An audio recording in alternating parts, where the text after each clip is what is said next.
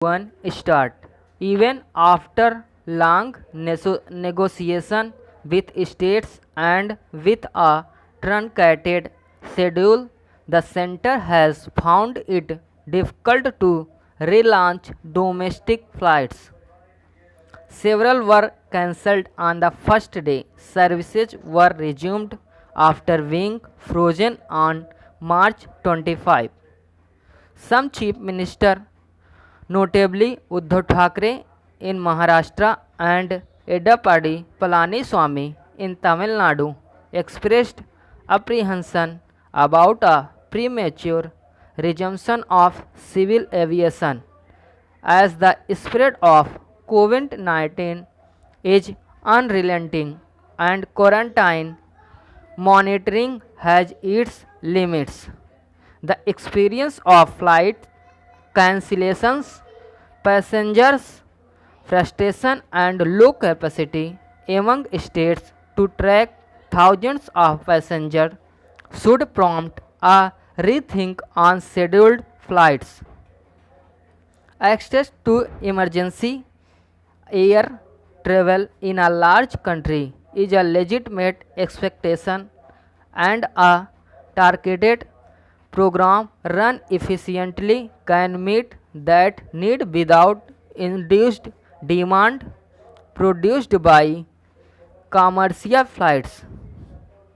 Going back to the drawing board to a draft a plan for emergency travel using documentation and aggregation of such passengers may be the short term option.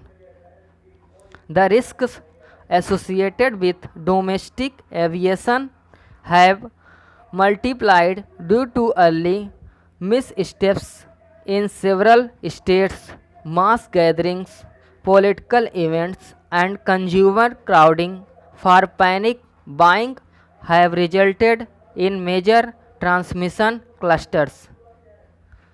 The trajectory of fresh COVID 19 success shows that this was aggravated by the bungled response to the concerns of migrant labor, exposing thousands of workers and their communities to infection. Understandably, states which have denied the presence of community transmission want to reduce the pace at which they must monitor newly arriving individuals. Enabling scheduled travel through national policy, whether by air or rail, could be seen as a reasonable effort only when state governments are fully prepared and adopt a uniform code of practice. Within the lockdown, the virus crisis has snowballed only in states such as Maharashtra, Tamil Nadu, and Gujarat, and in Delhi, but that picture could change with the operation of daily flights. A couple of hundred schedules trains from June 1st and the large number of promised Shramik special trains for migrant workers. It is essential, therefore, for states to adopt a coordinated approach on quarantine and testing. Travel choices in the present phase should be designed to discourage optional journeys.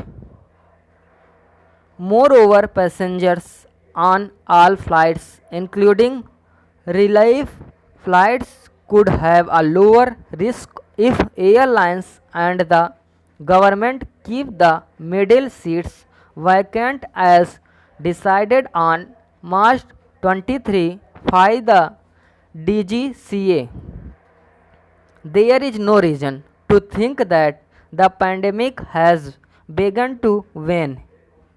The global aviation map shows that even market economies placing great emphasis on individual freedoms have severely limited travel, making expectation only for returning citizens. Relaxing travel must be preceded by focused containment measures and a agreed protocol for states. Stop.